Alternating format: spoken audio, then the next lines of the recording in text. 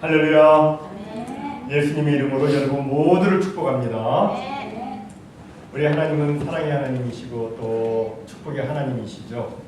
그래서 우리에게 복 주시기를 원하시는데 하나님은 예수 그리스도 안에서 하늘의 모든 신령한 복과 땅의 기름진 복을 우리에게 주십니다. 그 복의 내용이 성경에 빼곡하게 나와 있어요. 특별히 요한계시록에 보면 또 복이 있어요. 복이 있는데 몇 가지 복이 나오냐면 7복이 나옵니다. 7복. 꼭 사람 이름 같죠? 제가 예전에 신학교 다닐 때 같이 공부하던 전도사님 이름이 7복이었어요. 아마도 그분의 부모님이 요한계시록 읽다가 그렇게 이름을 짓지 않았나 생각이 듭니다. 어쨌든 마태복음에는 8복이 나와 있고 요한계시록에는 7복이 나와 있어요. 7복이 나와 있습니다. 이 요한계시록 첫 번째 복이 오늘 본문 3절입니다. 어떤 복입니까? 이 예언의 말씀을 읽는 자와 듣는 자들과 그 가운데 기록한 것을 지키는 자들에게 복이 있을 것이다. 우리가 아는 대로 이 요한계시록은 앞으로 반드시 이루어지게 될 종말에 대한 계시의 말씀입니다. 계시라는 말 우리가 많이 듣는데 계시가 뭐냐? 계시는 원래 헬라어 아포칼리시스라고 하는 단어를 번역한 거예요. 이 단어의 문자적인 의미는 뭐냐면 감추인 것을 드러낸다 그런 뜻이에요. 비밀이 감추어져 있는 것을 보여준다 그런 뜻입니다. 쉽게 설명을 하자면 우리가 연극장에 가면 말이죠. 거기 연극장이 무대가 막으로 가려져 있습니다. 그러면 우리는 그 안에 무엇이 있는지 그 안이 어떻게 되어 있는지 전혀 알 수가 없습니다. 우리가 옛날에 사이트 앤 사운드 거기 갔었을 때 뛰어서 갔었을 때 딱 막이 딱 쳐져 있으니까 모르잖아요. 전혀 알 수가 없어요. 하지만 그 막을 걷으면 그 안에 있는 것을 우리가 보게 됩니다. 이렇게 막을 걷어서 알 수 있도록 해주시는 것, 이것이 바로 계시예요. 이런 의미에서 요한계시록은 하나님께서 비밀에 감추신 일들을 사람들이 알 수 있도록 보여주신 책입니다. 본래 하늘나라와 하나님의 비밀에 대해서는 우리가 이해할 수도 없고 추측할 수도 없습니다. 그런데 하나님께서는 하늘나라와 하나님의 비밀을 당신의 사랑하는 사람들에게 계시해 주셔서 이것을 보여주셔서 알 수 있도록 해 주셨습니다. 고린도전서 2장 9절에 보면 이런 말씀이 나오고 있어요. 기록된 바 하나님이 자기를 사랑하는 자들을 위하여 예비하신 모든 것은 눈으로 보지 못하고 귀로 듣지 못하고 사람의 마음으로 생각하지도 못하였다 함과 같으니라. 오직 비밀한 가운데 있는 하나님의 계획은 아무도 알 수가 없습니다. 그러나 하나님을 사랑하는 사람들, 하나님의 사랑하심을 입는 사람들, 그 사람들은 이 요한계시록의 말씀을 통해서 앞으로 종말이 어떻게 진행이 될 것인지 하는 것을 알 수 있어요. 세부적으로는 알지 못해요. 이번 6월 12일 날 북한하고 미국 회담한다 이런 건 성경에 안 나와요. 이런 건 안 나와요. 세부적으로는 알 수 없어요. 그런데 적어도 큰 틀은 알 수 있어요. 어떻게 될 것인지. 그래서 이 다가올 미래를 거시적으로 지혜롭게 준비를 할 수가 있어요. 요한계시록 말씀을 읽으면 또 말씀에 횡행하는 각종 이단 사설에 미혹되지 않을 수도 있어요. 이 말씀을 모르면 이단한테 자꾸 넘어가요. 이 말씀을 확실히 알면 넘어가지 않아요.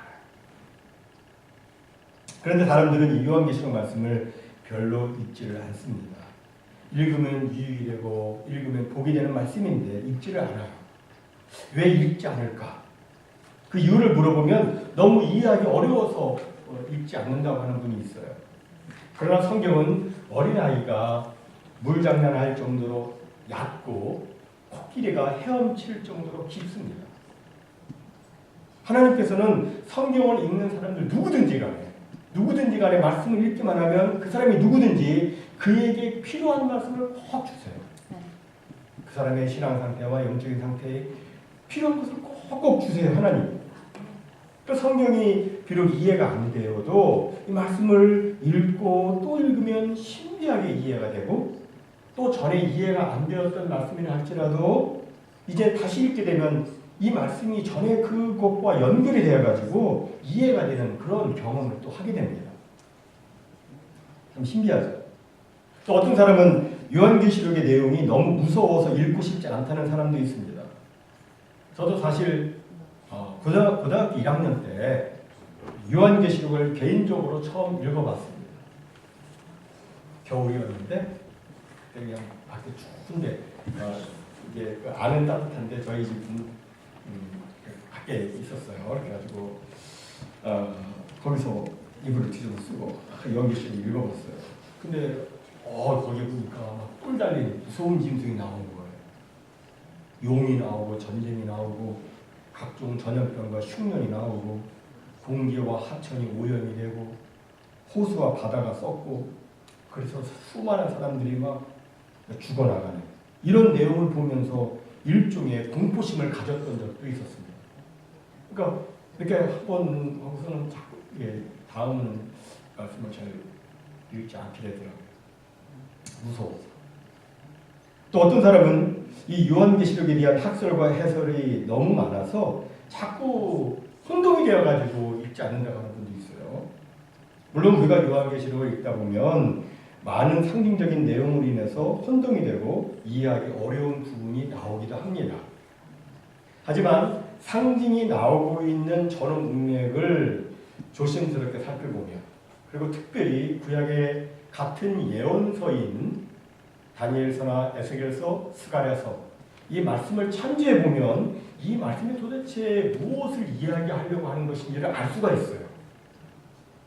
그래서 이 말씀을 이해 못하는 게 아니고 이해를 할 수가 있어요. 이 말씀은 바로 이것을 우리에게 이야기하려고 하는 것이구나 하는 것을 알 수 있습니다.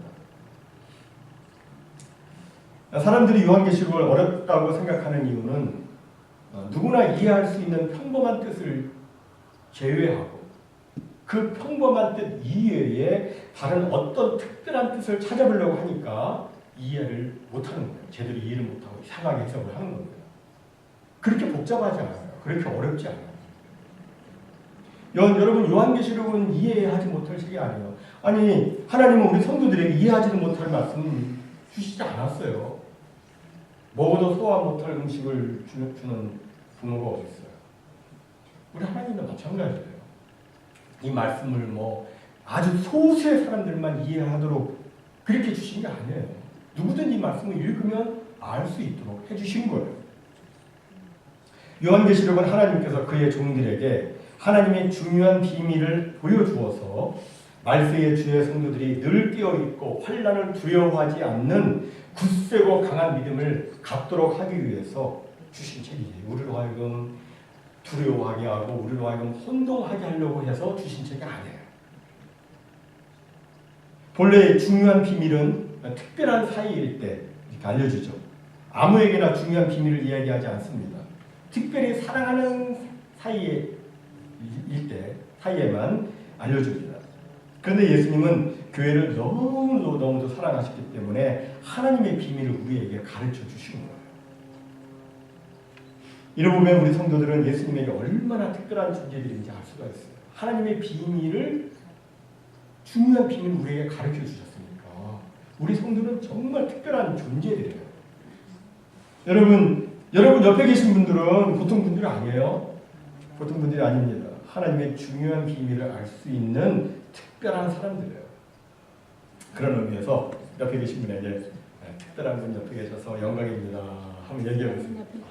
특별한 분 옆에 계셔서 영광입니다. 예. 특별한 분 옆에 계신 거예요. 알 수 있어요. 말씀을 읽으면 알 수 있습니다.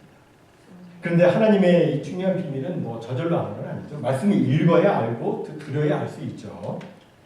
따라서 우리는 요한계시록의 말씀을 못 읽은 말씀으로 덮어둘 것이 아니라 오히려 열어서 읽고 들으며 이 말씀을 잘 간직하고 지켜서 자신에게 복이 되도록 해야 돼요. 만약에 우리가 이 요한계시록 말씀도 읽지 않고 덮어두면 말이죠. 오히려 이단들이 그것을 열어요. 그리고 이 귀중한 축복의 말씀을 마음대로 난도질을 합니다. 그리고 이상하게 해석을 해서 사람들을 미혹합니다. 우리는 이 요한계시록 이 말씀을 이단들에게 뺏겨서는 안 돼요. 우리가 읽고 듣고 지켜서 우리에게 복이 되도록 해야 되고 주변에 있는 사람들에게 전해서 그들 또한 복을 받도록 해야 되겠죠. 오늘 보면 2절에 보니까 이렇게 되어 있죠. 요한은 하나님의 말씀과 예수 그리스도의 증거 곧 자기가 본 것을 다 증언하였다. 다 증거했어요. 다 증언했습니다. 우리도 마찬가지예요. 우리도 증언해야 됩니다. 우리의 삶의 현장에서 내가 있는 그 삶의 현장에서 주위 사람들에게 우리가 읽은 것, 우리가 들은 것, 우리가 본 것, 우리가 깨달은 것 이것을 전해야 돼요. 그러면 그들 또한 복 있는 사람이 될 수 있습니다. 그럼 우리에게 축복으로 주신 이 요한계시록은 도대체 어떤 책인가?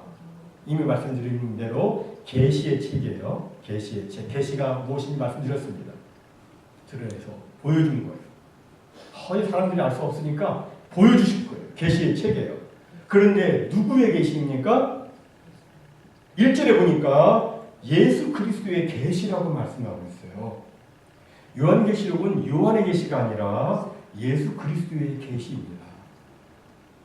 그럼에도 요한계시록이라고 얘기하는데 그것은 예수 그리스도께서 보여주신 것을 요한이 보고 썼기 때문에 그렇게 말하는 거예요. 요한계시록은 사실은 예수 그리스도의 계시예요. 이것을 우리는 잊지 말아야 돼요. 예수님의 계시. 이건 예수님이 보여주신 것이다. 이걸 알아야 돼요. 우리를 사랑하시되 자기 몸을 십자가에 내어주시기까지 사랑하신 예수님이 우리를 사랑해가지고 우리를 위해서 밝히 보여주신 책이 바로 이 요한계시록이다 하는 거예요. 그럼 여러분 도대체 예수는 누구십니까? 예수는 누구예요? 예수는 히브리어로 예수아라고 말합니다. 예수아. 예수아라는 뜻은 여호와께서 구원하신다 그런 뜻이에요. 여호와께서 구원하신다. 즉 예수아는 우리를 죄와 사망에서 구원하기 위해서 이 땅에 오신 여호와 하나님이세요. 그리고 그리스도라는 말은 무슨 뜻입니까? 히브리어로는 이것을 메시아라고 해요. 메시아, 그리스도. 그 뜻은 기름 부음을 받았다 그런 뜻이에요. 구약에는 선지자, 제사장, 왕에게 기름 부음을 줬죠. 그러므로 예수를 그리스도로 믿는다 이렇게 하는 것은 예수를 그리스도로 믿는다고 하는 것은 예수님을 나의 선지자로, 나의 제사장으로, 나의 왕으로 믿는 것을 의미합니다. 우리 찬양할 때 예수는 그리스도라고 하잖아요. 그 미닝이 예수님이 나의 선지자입니다. 예수님이 나의 제사장입니다. 예수님이 나의 왕입니다. 그런 믿음의 고백으로 찬양을 하는 겁니다. 그럼 구약에서 선지자는 무슨 일을 했습니까? 선지자는 하나님의 뜻을 사람들에게 가르쳐 주었어요. 어느 길이 생명의 길이고 어떻게 살아야 하는지를 하나님께서 선지자를 통해서 말씀해 주셨어요. 그리고 제사장은 어떤 일을 했습니까? 죄인이 하나님께 나아가 용서를 받을 수 있도록 제사를 드려줬죠. 그리고 왕은 어떤 일을 했습니까? 자기 백성을 보호하는 거예요. 자기 백성을 인도하고 또 다스리는 일을 했습니다. 이런 의미에서 우리가 예수를 그리스도라고 고백하는 것은 단순한 예수가 아니라 나의 선지자, 나의 제사장, 나의 왕으로 고백을 하는 거예요. 나에게 영원한 생명의 빛을 주시고 나의 죄를 사해서 거룩하신 하나님께 나아가게 하고 나를 영원토록 인도 보호하시고 다스려 주시는 그리스도. 이렇게 고백을 하는 것이죠. 그런데 그 예수 그리스도가 막을 열어서 종말을 보여주신 거예요. 예수님이 계시해 주신 거예요. 이것을 기록한 게 요한계시록인데, 그러니까 여러분 이 말씀은 정말 귀중한 말씀이에요.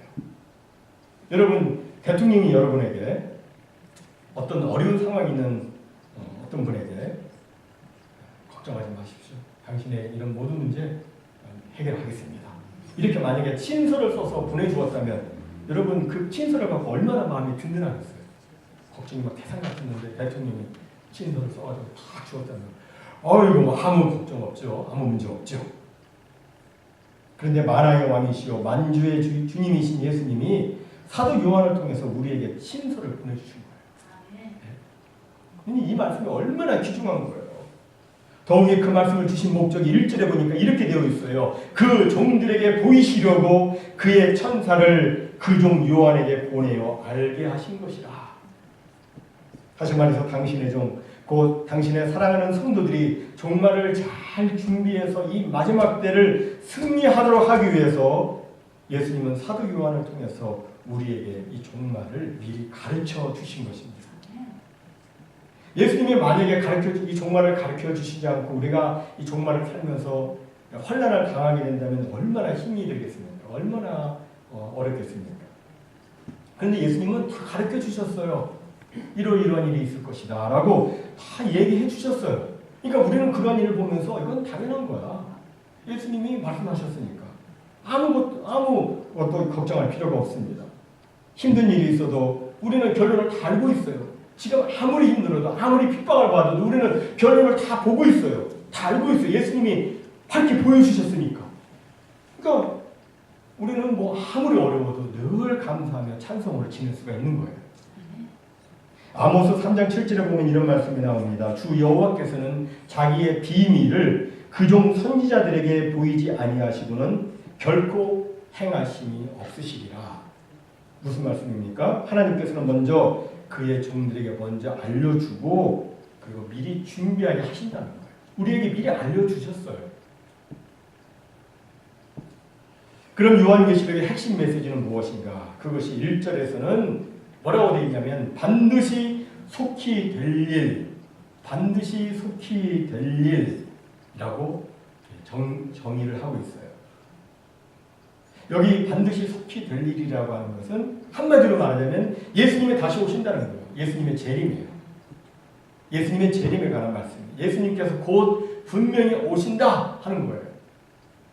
그런데 종종 보면 예수님이 왜 아직까지 오시지 않느냐고 이렇게 말하는 사람들이 있죠. 왜 그래요? 첫 번째로 주님의 재림이 늦어지는 이유는 우리가 다 회개하여 구원을 받도록 하기 위한 하나님의 기다림 때문입니다. 베드로서 3장 8절과 9절에 보면 사랑하는 자들아 죽게는 하루가 천년 같고 천년이 하루 같다는 이 한 가지를 잊지 말라. 주의 약속은 어떤 이들이 더디다고 생각하는 것 같이 더딘 것이 아니라 오직 주께서는 너희를 대하여 오래 참으사 아무도 멸망하지 아니하고 다 회개하게 이르기를 원하시느니라 라고 말씀하고 있어요. 모든 사람을 구원하기 원하시는 하나님의 그 구령의 열정 때문에 아직까지 오시지 않은 거예요. 둘째로 우리가 이해해야 될 것은 이 요한계시록이라고 하는 묵시문학의 특수성입니다. 이 묵시문학은 BC 2세기부터 AD 100년 사이에 기록되어진 그런 문학이에요. 예언서들입니다. 거기에 요한계시록도 들어가요. 근데 이 묵시문학은 현재의 개념과 현재의 단어보다는 말이죠. 미래의 개념과 미래의 표상을 사용하고 있어요. 그래서 현재적 입장에서는 이게 잘 이해가 되질 않아요. 읽어도 현재적 눈으로 보면 이게 잘 이해가 안 돼요. 요한계시록에 보면 이 속히라는 말이 몇 번 나오냐면 7번 나와요. 요한계시록은 숫자도 말이죠. 7, 12, 144 이렇게 막 딱딱 나와요. 뭐 7인, 7, 8, 뭐 이렇게 뭐 다 이게 숫자도 이 속히라는 말이 7번 나와요. 근데 여기 속히라는 말은 이 묵시문학에서는 시간적 의미에서의 속히가 아니라 하나님 나라의 필연성과 확실성을 나타내고자 할 때 사용하는 관용구예요. 좀 어렵습니까? 이거 여기 보니까 반드시 속히 이렇게 되어 있는데 이게 뭐예요? 필연적으로 확실하게 이러이러한 일이 일어날 것이다 라고 하는 것을 묵시문학에서는 반드시 속히라고 쓴 거예요. 확실하게 필연적으로 이러이러한 일이 일어날 것이다 라는 것을 그렇게 표현을 한 거예요. 이것을 우리 예수님께서 이제 사도 요한을 통해서 우리에게 말씀해 주신 것이죠. 그러니까 우리는 이제 이 말씀을 통해서 이제 장래를 아는 거예요. 미래를 아는 거예요. 그리고 결론을 아는 거예요. 결론을 알기 때문에 또 내일을 염려할 필요가 없고. 여러분 말세에는 말이죠. 돈 많은 사람이 복이 있는 게 아니에요. 이 말세에는 머리가 좋은 사람이 복이 있는 게 아닙니다. 누가 복이 있는 사람이에요? 이 계시의 말씀을 읽고 듣고 그리고 그 가운데 기록한 것을 지키는 사람들이 복이 있는 거예요. 여러분들이 정말 복 있는 사람들이에요. 지금 듣고 계시잖아요. 사랑하는 성도 여러분, 성경은 세상의 다른 어떤 책과도 다릅니다. 지금까지 성경에 대한 끊임없는 비판이 있었지만 성경은 오늘날까지 하나도 변하지 않고 그대로 남아있어요. 성경은 지금까지 많은 사람들로부터 망치질을 당했습니다. 그런데 그 망치들은 다 낡아 없어졌지만 성경은 아직도 그대로 있어요. 성경을 없애려고 얼마나 사람들이 그랬어요. 근데 그 사람들이 다 사라지고 성경만 남아있어요. 성경이 남아있어요. 성경은 대략 1500년에 걸쳐서 45명 혹은 46명의 저자를 통해서 기록이 되었습니다. 이 성경의 내용이 무엇인가? 성경의 내용이 뭐냐면 범죄한 인간에 대한 하나님의 사랑과 구원의 계획을 기록한 아름다운 이야기책이에요. 특별히 요한계시록은 이 성경의 마지막 부분으로서 성경의 결론과도 같아요. 이 요한계시록은 매우 중요한 예언의 말씀드리고 이 요한계시록을 읽지 않으면 성경의 결론을 아직 읽지 않은 거예요. 아직 무슨 성경이 도대체 어떻게 끝나는지를 모르는 거예요. 그러니까 요한계시록을 읽어야 되죠. 그런데 자료에 의하면 크리스천이라고 하는 사람들이 말이죠. 나 예수 믿습니다라고 하는 사람들이 70%가 일주일에 한 번도 성경을 읽지 않는다고 해요.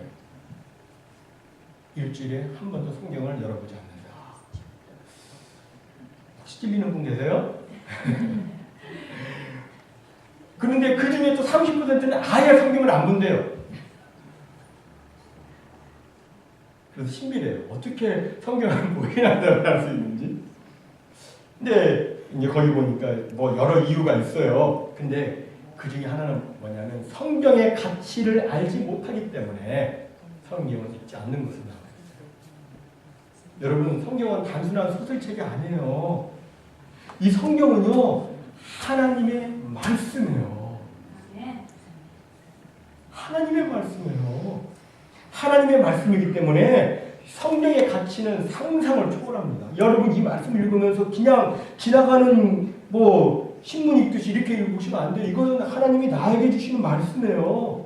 하나님의 말씀으로만 받아들여야 되는 거예요. 프랑스 루브르 박물관에 가면 걸작품 모나리자가 있죠. 그 작품에 대해서 한 번은 프랑스 국왕이 이렇게 말했다고 합니다. 프랑스 전체를 주고도 모나리자를 바꾸지 않겠다. 돈으로 이건 환산할 수 없고 가치를 따질 수도 없다. 뭐 그런 얘기겠죠. 그런데 하물며 모나리자가 그 정도 가치를 지니고 있다면 하나님의 말씀의 가치는 어느 정도이겠습니까? 상상을 초월하죠. 이 말씀은 상상을 초월해요. 정말 귀한 거예요. 이 말씀을 읽으면 영혼이 살아나요. 이 말씀을 읽으면 지혜롭게 돼요. 이 말씀을 읽으면 마음이 기쁘게 돼요. 어둠이 싹 사라집니다. 눈이 밝게 빛나요. 말씀을 읽고 보세요. 한번 말씀을 읽고 거울 보세요. 눈이 얼마만큼 밝아졌는지. 밝아져요. 성경에 그렇게 써 있어요. 눈을 밝게 하도다라고 돼 있어요. 사람이 달라지는 거예요. 말씀 안 보면요, 그냥 세상의 근심, 걱정, 우고 때문에 그냥 눌려요. 그래가지고 얼굴이 막 힘들어져요. 근데 말씀을 읽고 말씀 자꾸 거울 보세요. 변해 있어요. 말씀 읽으면 하나님의 인도를 받고 하나님의 축복을 받고 이것이 계속해서 지속되다 보면 모든 사람들이 존경하고 흠모할 만한 그런 인물이 되는 거예요. 미국의 자동차 왕 헨리 포드는 이렇게 말했습니다. 나의 성실성, 나의 존경심, 나의 봉사심은 어려서부터 성경 말씀을 읽고 들은 데서 얻은 것이다. 미국의 백화점 왕 존 와너메이커는 내가 12살 때 $2.50를 이 $2 50센트를 주고 산 성경이 오늘의 나를 만들었다라고 이야기를 했습니다. 실로 하나님의 말씀인 성경은 우리의 삶의 빈자리를 채워주고 우리에게 지혜를 주고 우리를 소망 가운데 인도해주고 불안, 염려, 근심, 초조, 걱정 이걸 싹 제거시켜주고 퇴색된 우리 생활을 보석과 같이 밝게 빛나게 해주는 그런 능력의 말씀인 것입니다. 여러분 그래서 성경을 꼭 읽어야 되는 거예요. 특별히 요한계시록 말씀 읽어야 돼요. 그런데 우리가 읽어도 사실은 이해하지 못하는 부분이 있기 때문에 설교를 또한 들어야 되고 또 말씀을 배워야 되겠죠. 그리고 우리는 또 읽고 들은 말씀, 읽고 들은 것에서 그치지 않고 그 다음에 뭐 해야 돼요? 말씀을 지켜야 되는 거예요. 아무리 중요한 말씀이라도 그것을 활용하지 않으면 아무 소용이 없기 때문에 그렇습니다. 사실 어떤 정말 중요한 정보를 읽거나 듣는다 해도 그것을 행동에 옮기지 않으면 아무 소용이 없죠. 여러분 내일 비가 옵니다. 그러면 그런 정보를 들었어요. 그러면 어떻게 해야 돼요? 뭘 챙겨야 돼요? 우산을 챙겨야죠. 그죠? 우비를 챙기시든지. 근데 듣긴 들었는데 아무 준비를 안 했어요. 그럼 소용이 없는 거잖아요. 내일 날이 춥습니다. 그럼 어떻게 해요? 그럼 옷을 챙겨야 되죠. 내일 지진이 납니다. 그러면 안전한 곳으로 대피해야 됩니다.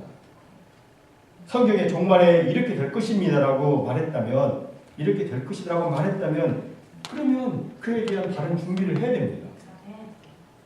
말씀을 들었으면 반드시 순종을 해야 된다. 그런 뜻이죠. 순종을 하면 하나님의 보호를 받아요.